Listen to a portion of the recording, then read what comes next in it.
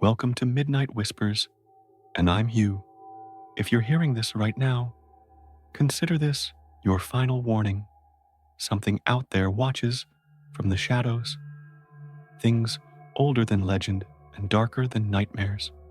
Tonight, you'll hear 4 chilling tales, each one more unsettling than the last, and we begin deep in the American Southwest, where the desert doesn't sleep and where certain things walk wearing stolen skin. I never believed in monsters. Not really. Not until the desert showed me one. James was a Navajo veteran who had just returned from overseas. After the military, he wanted peace, someplace quiet, familiar. He took a job as a caretaker on a remote cattle ranch located near the Four Corners, that haunted intersection of Utah, Arizona, New Mexico, and Colorado. The land there has a weight to it, something ancient and heavy, like the bones of the earth, still whisper beneath the sand. The first few days were uneventful. He repaired fences, walked the perimeter, and checked the livestock. He enjoyed the silence, until the silence started listening. On the 4th night, around 2 a.m., he heard footsteps outside the trailer, heavy ones, but they weren't human. They were too uneven, like something walking on all fours, but taller than a man. He grabbed his flashlight, stepped out into the cool desert air, and scanned the horizon. Nothing, just darkness, and that low sound of wind dragging sand across cracked earth. Then he saw them, 2 red eyes glowing from a distance. They didn't blink, didn't move, just stared. The next morning, James found one of the sheep, completely skinned. But here's the thing, there was no blood, not a single drop. The fleece was laid out, perfectly beside the body, like someone or something had done it with surgical precision. That's when he saw the claw marks, not paw prints, not tools, claw marks deep and wide. Locals would have told him not to ask questions, would have told him to leave, but James wasn't ready to believe. Not yet. That night, the crying started. He heard it while doing a round near the old corral. A woman's voice, soft, broken, weeping in the distance. It echoed unnaturally, like it was bouncing off the wrong walls, like the sound didn't belong in the physical world. James followed it. A mistake. He moved past the edge of the property, his boots sinking slightly into soft sand. The weeping grew louder. When he turned a corner near a rock outcropping, he stopped dead. There was something there. Tall, impossibly tall, easily 10 feet. It had the shape of a human, but twisted. Its limbs were too long, its skin gray and dry like parchment, and its face was covered by a mask made of a deer skull. It stood motionless, but James could feel it watching. He froze. His breath caught. Then it whistled. A sharp, high-pitched whistle echoed across the canyon, and in the blink of an eye, the creature vanished. He ran. When he got back to his trailer, he locked everything. Windows, doors, even shoved furniture against the entrance. But when he turned to look at the window, he saw it, a muddy handprint smeared across the glass from the outside, and that same soft, broken crying had started again. The days after that were worse. James began to lose time. He'd go out to check the livestock and wake up hours later on the ground, miles from the ranch. He dreamed of being hunted, surrounded by wolves, wearing human faces. He dreamed of being skinned alive. He stopped eating, stopped sleeping. One of the elders from the nearby reservation came to check on him. The moment she stepped onto the ranch, she said nothing, just stared at James for a long time before whispering, "You looked into its eyes, didn't you?" He nodded. She said, "It knows you now. You're marked." She gave him ash, cornmeal, told him to stay inside and draw a circle. But James didn't believe, or maybe he didn't want to. Not until the night it came for him. It was around 3:17 a.m. The sky was blacker than usual. No stars, no wind. Just silence, thick and smothering. Then came the knock. Not on the door, on the roof. Slow, dragging footsteps. Thump, thump, thump. He grabbed his shotgun, but the moment he stepped outside, it was gone. No sign, no sound. Just a whisper, "James." He turned and saw something crawling down the windmill. It looked like a man, until it moved. It had too many joints, like a spider, learning to mimic human motion. Its skin sagged off it, like it was wearing someone else's body. And those eyes, red, molten, hate-filled. It didn't rush him. It didn't have to. James fired. Once, twice, then nothing. When he woke up, he was inside his truck, doors locked, shotgun empty, and in the passenger seat, someone had left behind something, a piece of skin folded like a note, and scrawled across it, in blood, were 5 words, "You saw me. I see you." That was the last night James stayed on that land. He never returned. Some say skinwalkers are myths, stories to keep children in line, but others know better. In the quiet places, the forgotten places, things still walk. They don't hide from us. We hide from them. And if you ever find yourself driving through the desert and hear a whistle in the wind, don't turn around.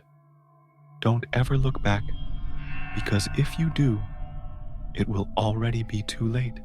James didn't talk about what happened for nearly a year. He moved to Albuquerque, changed his number, didn't respond to old friends. He rented a small apartment near the edge of the city, took night shifts at a gas station, and tried to forget. But the desert doesn't forget, and neither do they. He started noticing the signs again. First small things, a bird with no eyes, lying on his windowsill, a coyote, standing perfectly still at the edge of the street, unmoving, even as cars sped past, whispers in Navajo, echoing in his dreams, words he hadn't heard since childhood. It walks still. You are marked. It wears faces. At night, he'd wake up to find the front door wide open, not broken, just open. Sometimes there'd be footprints in the carpet, small and barefoot, walking in a perfect circle around his bed, always in a circle, always clockwise. He tried to burn sage, he tried prayer, but nothing stopped the dreams. And then came the phone call. It was past midnight. He was alone in the gas station, half asleep behind the counter. The phone rang once, twice. He answered, assuming it was one of the regular drunks who called for cigarettes after closing. But what he heard wasn't a voice. It was a whistle. 3 short tones, a pause, then 3 again. Exactly like the whistle from the desert. Exactly the same pattern. He slammed the phone down. It rang again. He let it go. The next day, he packed everything he owned into a duffel bag and drove south. No map, no destination, just away. as far as the road would take him. Somewhere near Lordsburg, his truck died. The mechanic said it wasn't the engine, said it looked like something had gnawed through all the wiring under the hood. Like teeth, the guy muttered, shaking his head. Whatever did this wasn't human. Or if it was, it ain't anymore. James booked a cheap motel off the highway, one of those places with neon signs that flicker even when they're off. The woman at the desk barely looked up. She gave him room 7, corner unit. He slept with the lights on. Around 3 a.m., the bathroom faucet turned on by itself. He walked in, thinking it was a pressure issue, but the water wasn't just running. It was black, thick, slow, like oil or blood. He backed out, closed the door, and that's when he saw the shadow standing outside the window. Tall, too tall. Its head brushed the top of the frame, but it wasn't moving. Not until James stepped closer. It tilted its head, pressed one hand, long, skeletal fingers, against the glass. Then it started tapping. Once, twice, 3 times, just like the whistle. Didn't sleep. At dawn, he left without checking out. Kept driving west until he hit the edge of Arizona. That's where he met the old man. A small trading post sat just off the highway, Navajo-owned.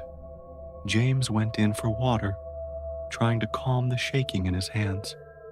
But the moment he stepped inside, the man behind the counter froze. "You saw it," he said quietly. James didn't answer. The man didn't ask again. He simply turned, opened a curtain, and called into the back. Moments later, an elderly woman came out, her hair braided tight, wearing a turquoise necklace that glowed faintly even in the weak morning light. She walked right up to James, didn't ask, didn't speak, just placed her palm over his heart and whispered, "It follows you." Then she told him what to do. "Return to the desert," she said. "Finish what was started. You are marked on sacred ground. It cannot be broken unless you face it where it first saw you." James didn't want to go back, but he knew she was right. 3 days later, he was back at the ranch, or what was left of it. The buildings had collapsed, eaten by sun and wind. The corral was empty. The land was silent. James walked to the exact spot where he first saw the red eyes. It felt colder there, though the sun was burning above him. He set down a circle of cornmeal, as instructed, placed cedar ash in the center, and lit it with a match. Then he waited. The sky turned orange, then deep violet. Shadows stretched unnaturally long. The wind died completely, and then it came. It didn't walk into view. It simply was there. One moment, the circle was empty. The next, it stood across from him, taller than before, skin hanging in loose folds, a deer skull mask over its face. But the eyes, those weren't masked. They glowed red, not with light, but with hunger. It didn't speak, didn't growl. It whistled. James didn't move. He sat, legs crossed, within the circle, gripping the ash tightly. The woman had told him, "Do not leave the circle, no matter what it shows you." The Skinwalker stepped closer, and the world changed. Suddenly, James wasn't in the desert. He was back in Afghanistan. His squad, dead, burned, their voices screaming in his ears, the smell of fire and blood everywhere. He closed his eyes, muttered prayers he barely remembered from childhood. The wind roared. Then he was back at the ranch. Only now it was burning. The animals screaming. The woman crying. That same crying he'd heard the night it all began. It was behind him, louder now, desperate. He almost stood. Almost. But then he remembered. It lies. It wears what hurts you. He stayed seated. The fire disappeared. The voices stopped. And when he opened his eyes again, it was inside the circle. That wasn't supposed to be possible. It knelt, inches from him. The deer skull cracked open slowly, and beneath it was his face. No, not just his face. It was wearing his skin, staring at him with hollow sockets. The flesh of his own face stretched unnaturally over bone, and then it whispered in his own voice, "You called me." James gritted his teeth, threw the ash into its face. A high-pitched screech split the air like thunder cracking inside his skull. The thing recoiled, screeching, clawing at itself, before it vanished into smoke, black, oily, and acrid. And just like that, the desert was quiet again. James sat in the circle until sunrise. He returned to Albuquerque weeks later, never spoke of it again.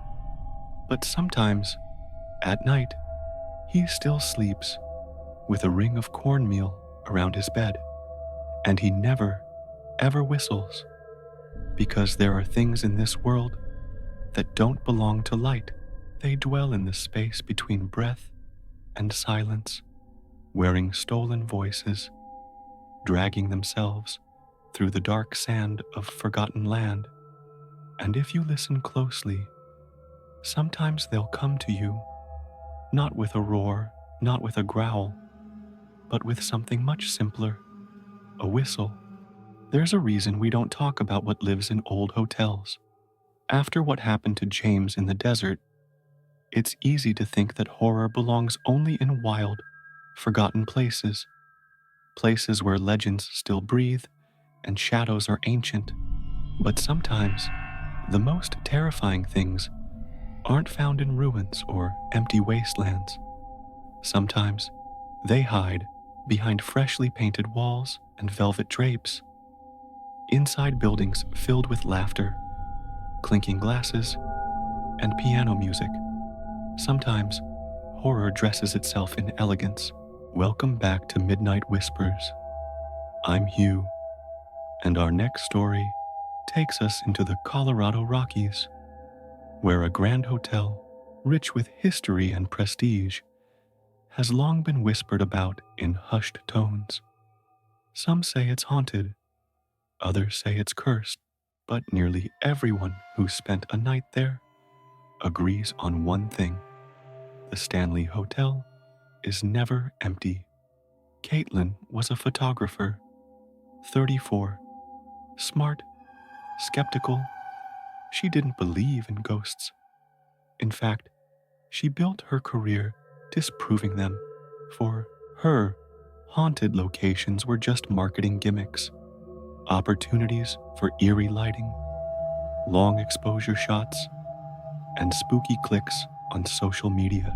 She'd been to Eastern State Penitentiary, the Myrtles Plantation, and even that infamous island in Italy, Poveglia. All silent, all still, all empty. Then she checked into room 217 at the Stanley Hotel. It was mid-October when she arrived. The golden aspen leaves fluttered like paper flames in the wind. The hotel sat like a crown against the mountain backdrop, white, regal, inviting. She didn't feel anything at first. No chills, no sense of dread, just old-world charm and an overdone tourist vibe. But that first night, something changed. She set up her equipment: tripods, remote shutter controls, audio sensors. Her plan was to document the entire night in room 217, the most infamous room in the hotel. Back in 1911, a housekeeper named Elizabeth Wilson was injured in an explosion there. They say she never really left. At 2:14 a.m., her infrared camera snapped a frame automatically. Motion detected. Caitlin sat up, rubbed her eyes, and walked over to check the shot. It was a clear image. The edge of the bed, the corner of the wardrobe, and a figure standing halfway in shadow. Not quite solid, not quite invisible either. It looked like a woman wearing old-fashioned clothing, with her hair tied in a low bun. Caitlin blinked, rubbed her eyes again. There was no one in the room. She reset the equipment, told herself it was a glitch. Her breath was fogging the lens. Light bleed. 1,000 excuses. At 3 a.m., the bathroom light turned on by itself, then off, then on again, and then the door slowly creaked open. Just a few inches. Caitlin walked to it, camera in hand, heart pounding in that rational, self-assured chest. She reached for the doorknob. Cold, freezing. When she opened it fully, there was no one inside. But written in the steam on the bathroom mirror were 4 words. You shouldn't be here. She didn't sleep. At sunrise, she packed up her gear, went downstairs, and asked to check out early. The front desk clerk blinked. But you're booked through Sunday. I'll pay the difference. She paused. Room 217. Has anything strange happened in there recently? The woman behind the counter gave her a long, measured look. We don't recommend that room to guests traveling alone. That should have been the end of it. Caitlin should have left, posted her eerie photo online, and chalked it up to hotel theatrics. But she didn't. She went back up to the room. Just one more shot, she thought. Just one more angle. One more long exposure. To prove something, either to herself or to the thing in the mirror. This time, she set her camera to record video. She placed it on the dresser, facing the bed, and hit record. Then she sat in silence. Nothing happened for almost an hour. Then, at exactly 3:17 p.m., the curtains moved. But there was no wind, no vent, no reason. Then the camera stopped recording on its own. When Caitlin checked the file, her skin went cold. It had captured 27 seconds of footage before cutting out. In that short clip, you can see her sitting on the edge of the bed, still, focused. Then, from behind her, a hand appears. Just a hand, pale, translucent, reaching toward her shoulder. Caitlin turns around instinctively. The hand vanishes. The video ends. She uploaded the clip to her hard drive, slammed the lid of her laptop, and finally left. 3 weeks later, back in Denver, things got worse. She started hearing noises in her apartment, scraping from inside the walls, doors opening at night. Her cat refused to enter her bedroom. She began waking up at 2:14 a.m., the exact moment the camera had detected motion back in room 217. She checked her footage again, frame by frame, and that's when she saw it. In the final frame, just before the camera shut off, her reflection in the mirror was smiling, but she wasn't. She contacted the hotel, asked if they'd experienced anything recently, an uptick in reports, anything strange. They said no. She posted about it online. Nothing dramatic, just a caption under the mirror photo. Some places leave with you, That night, someone knocked on her door 3 times. She lived alone. She looked through the peephole. No one was there, but she found something on the doormat. An old hotel keycard, brass, engraved with one number, Svenondrinks. From that moment on, the same dream came every night. She was standing at the end of a long, red-carpeted hallway, doors on either side, all of them closed, except one, room 217, the door always slightly ajar, and behind it, something waits. Caitlin never went back to Estes Park, never checked another haunted location again. She deleted her ghost hunting blog, sold her camera, moved out of Denver, but in a small locked drawer in her desk, she keeps the keycard. She says she can't throw it away, that it would be disrespectful somehow. Disrespectful to who? She doesn't know. Or maybe she does.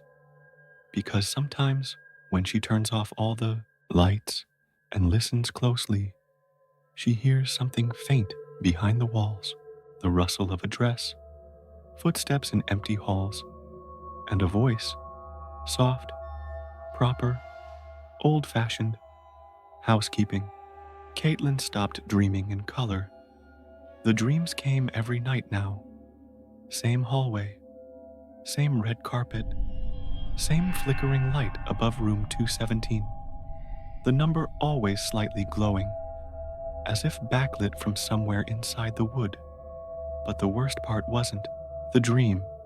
It was waking up to find the key card on her nightstand, even though she kept it locked in a metal drawer across the apartment.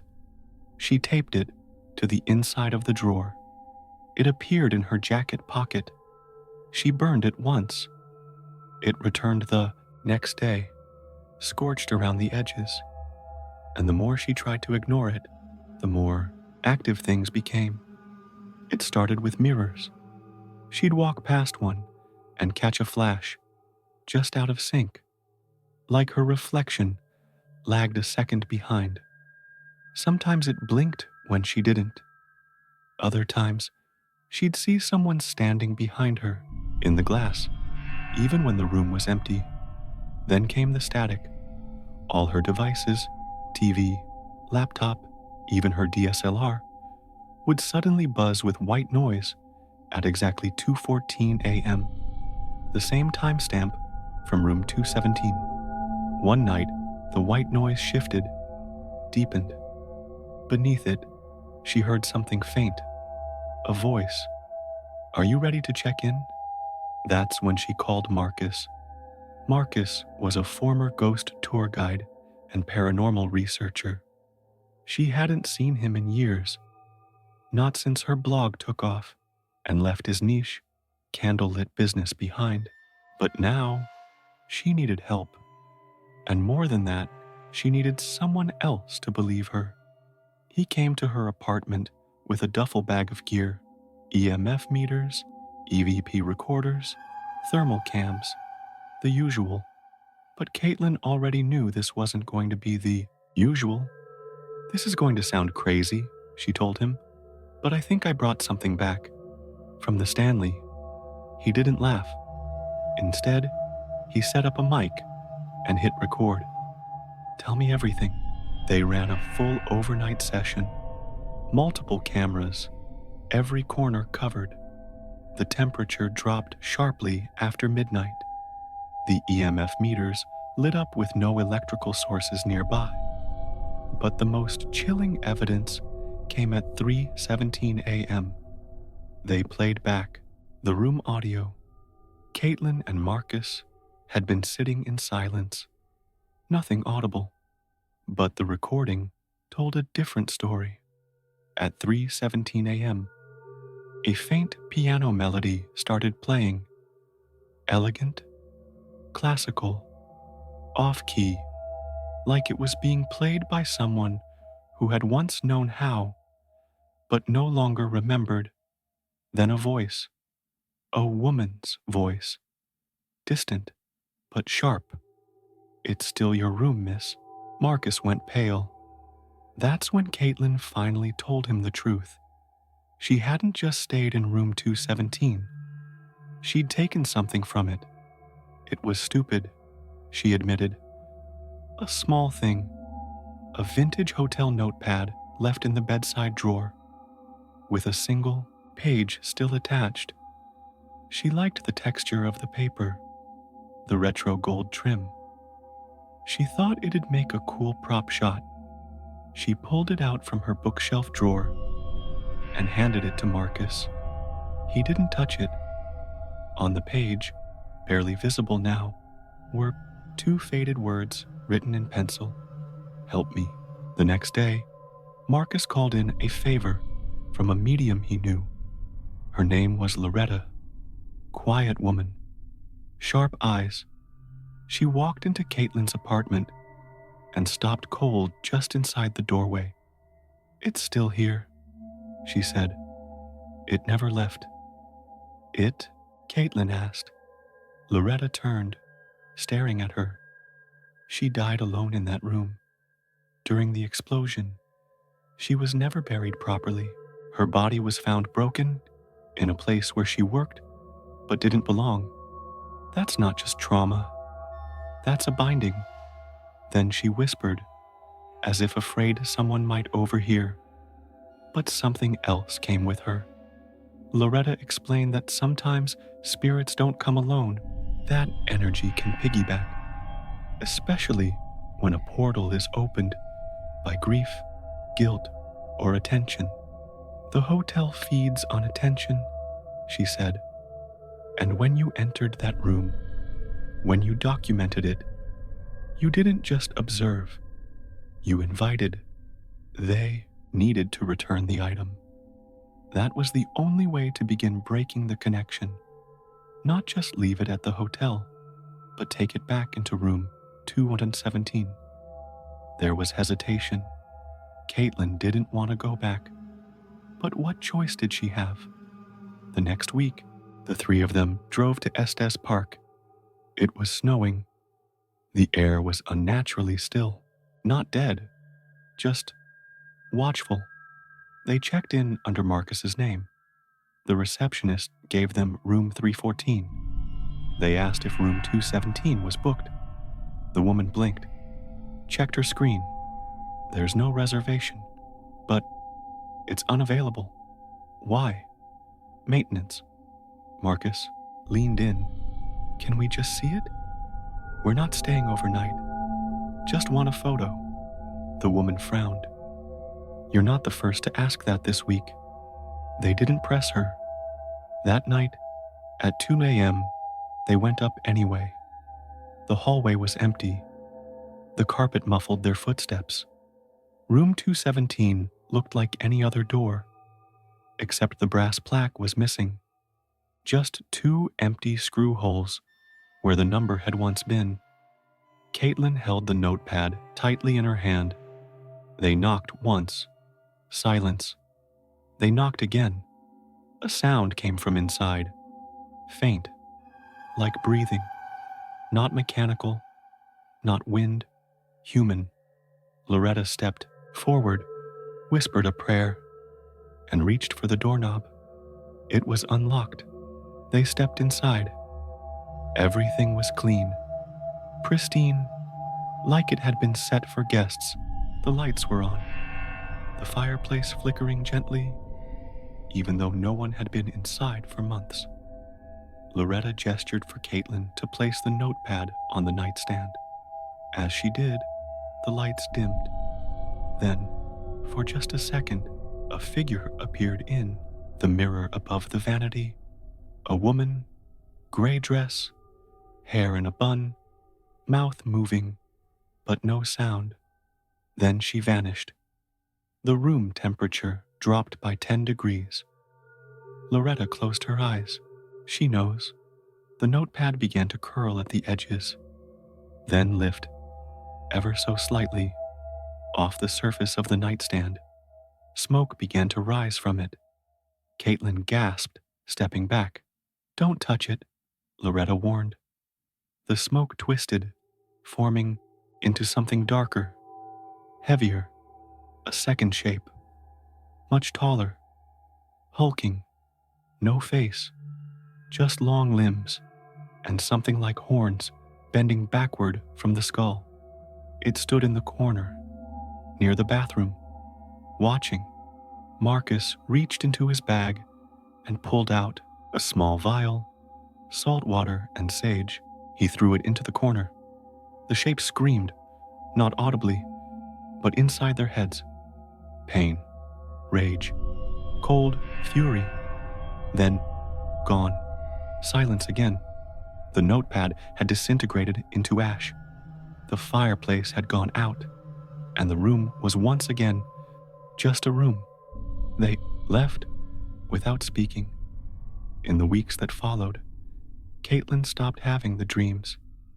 The keycard never returned. Her mirrors behaved normally. She even picked up a camera again. But she never went back to another haunted site. She never stayed in another hotel. And when people asked her about room 217, she always said the same thing. Some doors open two ways. Be careful which ones you knock on. Some stories feel like warnings dressed as bedtime tales, passed down quietly, generation after generation, until they become rules, not laws, just understood. And in many cultures, especially across Asia, one of those rules is simple. Don't whistle at night. No explanation, no discussion, just that one line. Why? People can't agree. Some say it calls spirits. Others say it invites something older. Something that doesn't need a name, only a sound. Tonight, we follow that sound into the shadows. Welcome back to Midnight Whispers. I'm Hugh, and our next story begins in a place where superstition isn't just old tradition. It's survival. Kay was 23 when he moved to rural Japan to teach English. He grew up in the city, Osaka, born and raised, surrounded by neon lights and noise. But the countryside, it felt like another world. A place where the night was truly dark and silence was something you could actually hear. His new home was in a quiet mountain village with less than 300 people, most of them elderly. No bars, no traffic, barely any Wi-Fi, just rice fields, wind, chimes, and the ever-present sound of the forest. The locals were kind but distant, polite, curious about him, but guarded. His host family, the Yamadas, were warm enough. They had a small traditional home near the edge of the village. Tatami, floors, paper doors, and an actual wood-fired bath. Kay thought it was charming, authentic. Then came the first warning. On his second night, during dinner, he'd been whistling absent-mindedly while waiting for rice to finish steaming. A soft melody, nothing loud. Mrs. Yamada froze, chopsticks still in mid-air. Mr. Yamada slowly lowered his bowl and said, calmly but firmly, Kei-san, we don't whistle after sunset. Kei blinked. Oh, sorry. Why? Mr. Yamada looked out the window. The rice fields shimmered under moonlight. You might call something. They didn't say anything more about it. Kay laughed it off at first. An old belief, probably rooted in fox spirits or yokai folklore, nothing serious. But that night, he couldn't sleep. Something felt wrong. The wind had stopped. The forest was too still. Then, sometime past midnight, he heard it. A whistle, low, drawn out, coming from the rice fields. He sat up, heart thudding. Another whistle, closer now, He walked to the window and peeked through the curtains. There was someone standing at the edge of the field, not moving, not walking, just there, facing the house. He couldn't see their face, only a long, black silhouette. The figure raised something to its lips, whistled. This time, Kay felt it in his chest. Not just a sound, a pull, like a string behind his heart had just been yanked. He blinked, and the figure was gone. The next morning, he told the Yamadas. Mrs. Yamada turned pale. Mr. Yamada asked one question. Did you answer? No, Kay said. Mr. Yamada nodded once. Good. Kay kept quiet for the next few nights. No whistling, no strange sounds. But he couldn't shake the image of that figure in the field.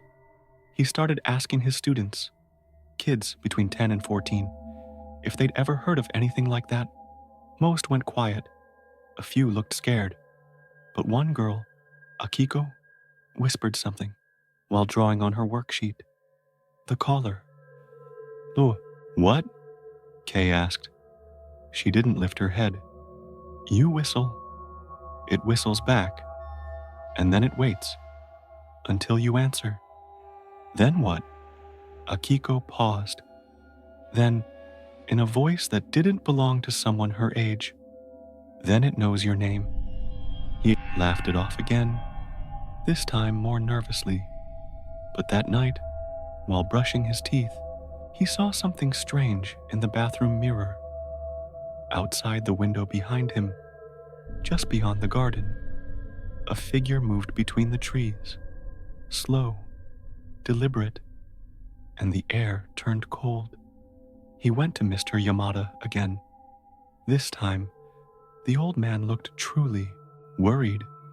He handed Kay a small charm, thin paper tied in red thread, and told him to sleep with it under his pillow. Kay obeyed, but the dream came anyway. He was standing in the rice field, fog all around. No moon.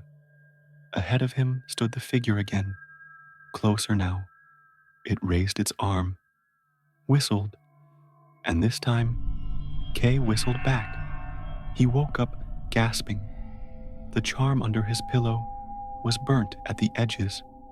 He left the house at dawn and went to the village shrine, a tiny, moss-covered building, barely the size of a garden shed. No one was there, except a monk in faded robes. Kay explained everything. The monk listened silently, then finally spoke. You answered. Kay nodded. The monk stood, walked into the back room, and returned with a small jar of ash and a folded paper talisman. There's only one way to sever the connection, the monk said. You must silence the voice. That night, Kay prepared everything. He kept the talisman in his sleeve, the ash in his palm. He waited until midnight. Then he walked out into the rice field alone. Fog had begun to creep in from the forest. He stood in the same spot where he'd seen the figure and whistled for a moment. Nothing happened. Then it replied, closer, louder, right behind him. He turned around slowly. The figure stood less than 10 feet away now. He still couldn't see its face, but its limbs were too long. Its hands hung past its knees. Its neck bent the wrong way. It raised its hand, and Kay threw the ash into the air. The thing recoiled, hissing, not like a snake, but like steam escaping from a cracked kettle, angry, shrill. Then he pressed the talisman to the ground and whispered the words the monk had given him. Return what is borrowed, leave what is not yours. The fog swallowed the figure. It didn't scream. It just vanished. and the night returned to silence. Kay went back to the house, shaking. He never whistled again, not even in daylight. And when his time in the village ended, the Yamadas bowed deeply as he left, not with gratitude, with respect. They never spoke of that night again. But every now and then, in his apartment back in Osaka, Kei swears he hears something faint, far away, like a breath drawn slowly between lips. The air in Kei's Osaka apartment never quite felt the same after he returned. It wasn't haunted, not visibly. There were no flickering lights or cold spots, just a stillness, too quiet for a city that buzzed with noise, as if the sounds outside couldn't quite cross into his home. A month passed, then two. The dreams stopped, but a strange pressure remained, like an audience was always just behind the curtain of sleep, waiting for him to perform the wrong act. One night, after a long call with an old friend, Kay caught himself whistling while brushing his teeth. Only one note. He froze. The bathroom light flickered. Outside, the city lights blinked, almost in unison. And then, the sound. That low, eerie whistle, exactly the same pitch, echoing from the alley outside his window. He dropped his toothbrush. There was no fog this time, no figure. But the sound kept going, unwavering, as if someone were pressing a key on a broken flute. He didn't answer. Not that night, not the next. But the whistle returned. Every few days, sometimes closer. Once, terrifyingly, it came from inside the apartment complex, the hallway just outside his door. He went to temples, wore protective charms, burned incense. Nothing worked, so he returned to the village.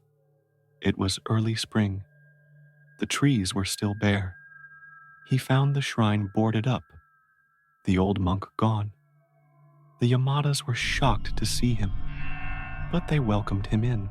Mr. Yamada, older now and more stooped, listened carefully. When Kay finished, Mr. Yamada poured tea in silence, then finally said, "You invited it. That bond cannot be broken like smoke."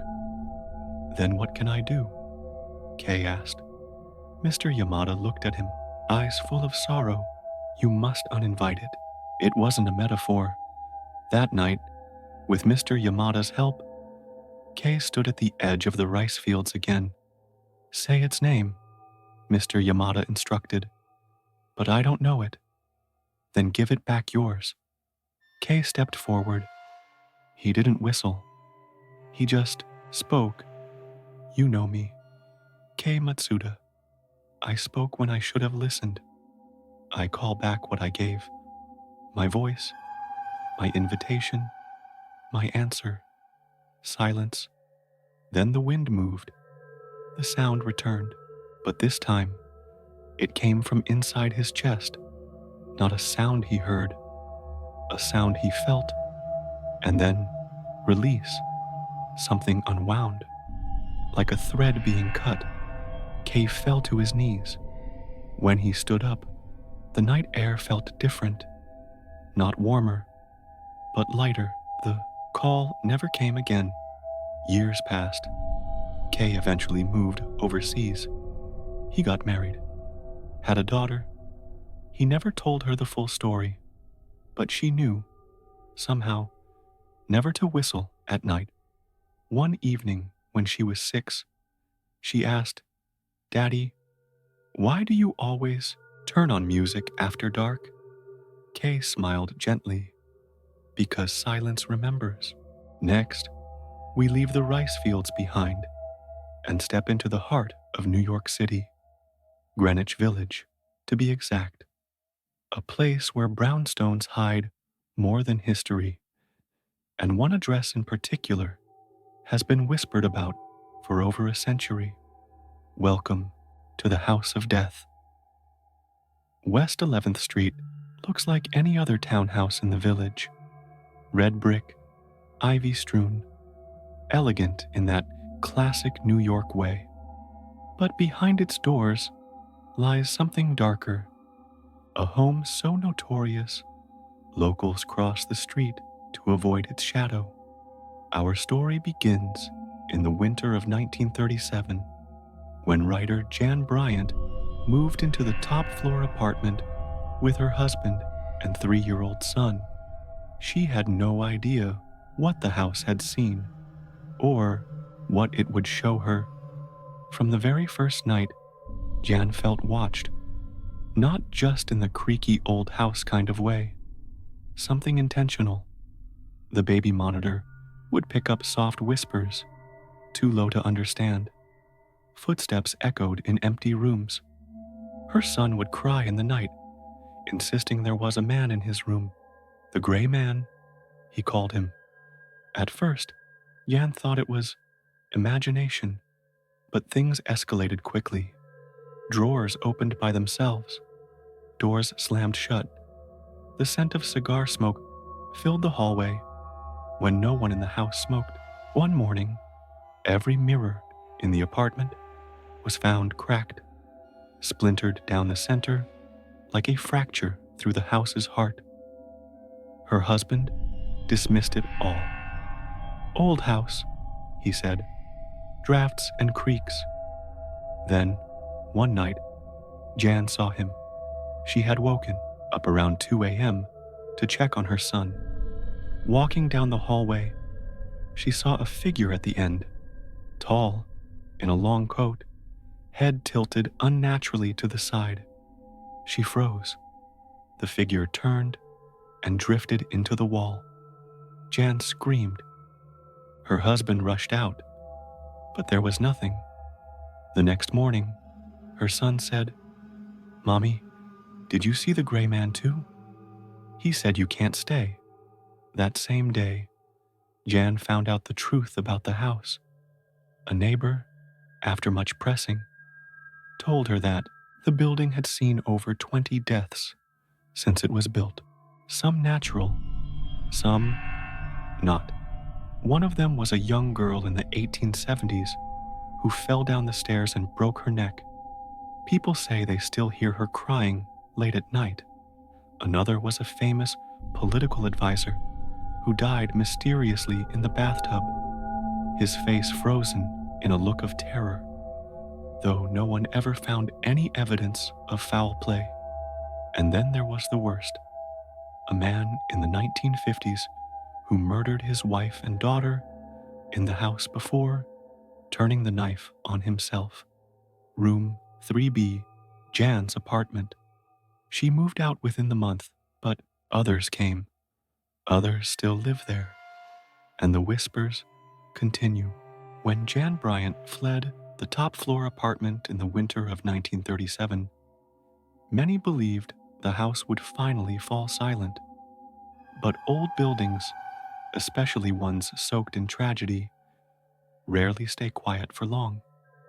Over the next year, the apartment remained empty. The landlord's attempts to find tenants ended with nervous refusals after a night or two, accompanied by whispered excuses and hastily packed bags. Neighbors, many of whom had grown up hearing tales of the house, said the atmosphere was thick with unease. Passers-by swore they could feel something watching from the windows, even though no one lived inside. Then, in the spring of 1939, Louis Darnell arrived, a young jazz musician from Chicago. Louis was brash, confident, and utterly dismissive of ghost stories. To him, the house was a canvas, a place where his music could finally breathe. He moved in with his battered saxophone, intent on making a fresh start in the city. For a time, it seemed Louis had tamed the house. His sultry saxophone notes filled the rooms, weaving through the aged walls, lifting the heavy silence. Local patrons soon recognized him as a rising star in the underground jazz scene, and his growing circle of friends began to call the apartment a creative sanctuary. Louis even began courting Frances, a librarian from a nearby branch known for her keen intellect and warm smile. Frances often visited late into the night, reading poetry by lamplight, while Louis played quietly in the background. But peace was fragile, as the house's dark history would soon remind them. On a stormy October evening, Frances was last seen entering the building. Witnesses nearby heard a piercing scream that sliced through the night air, followed by an unnatural silence. When Louis failed to show up for a scheduled performance days later, friends grew worried. The police investigation turned up no evidence, no forced entry, no signs of struggle. Inside the apartment, however, chaos reigned. Mirrors were shattered, their glass splintered down the middle in the same haunting pattern that had appeared years before. Louis's saxophone was found bent and crushed, as though caught in an invisible vice. The house, it seemed, had claimed another victim. Word spread quickly, and the house's sinister reputation grew. Those who tried to stay longer than a night reported chilling experiences, shadows gliding at the edges of vision, cold spots that bit through clothing, and whispers that curled around the ears like smoke.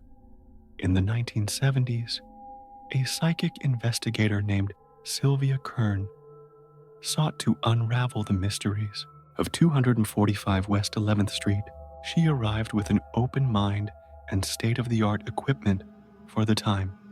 Her recorded sessions captured strange phenomena: soft, indecipherable whispers, sudden drops in temperature, and most chillingly, a low growl that only became audible. After decades of audio enhancement, Sylvia's investigation ended abruptly when she fled the apartment mid-session, leaving behind her journal, a frantic collection of scribbles, warnings, and pleas for help. The house's power was undeniable, a force that preyed on curiosity and hope. The most dramatic chapter unfolded in 1989, when Jordan Wells, a determined film student, moved into the apartment to produce a documentary on its haunted reputation. Armed with cameras, microphones, and an unwavering belief that every haunting had a rational explanation, Jordan began his investigation. His footage recorded doors slamming shut on their own, flickering lights and shadows that darted just beyond the edge of the frame. His interviews with former residents revealed a common thread: fear and unresolved tragedy. The climax came one night when Jordan left a camera running in the living room. At exactly 3:12 a.m., the lens caught a dark figure gliding silently across the room. The audio track warped, and when reversed, a chilling voice whispered one word: leave. Jordan left the next morning, abandoning his project and the house behind him. Over the years, the townhouse has been intermittently occupied and renovated, but its dark legacy remains. Some say it's now a private residence, carefully concealed behind new paint and security cameras. Others claim it sits vacant, its windows shuttered and mail piling up. Late at night, neighbors say, soft jazz music sometimes drifts from the top floor, haunting melodies played on invisible instruments.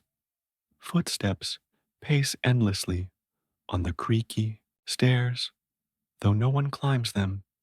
And if you listen carefully beneath the music, a voice murmurs, a warning, a threat, a plea.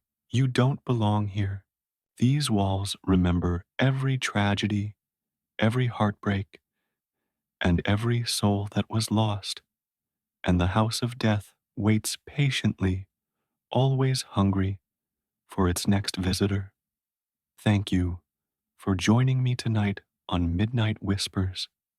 If you felt the chill, the unease, or the whisper of the unknown, please like this video, subscribe to the channel, and share it with those who crave a journey into the dark. Until next time, sleep well if you can.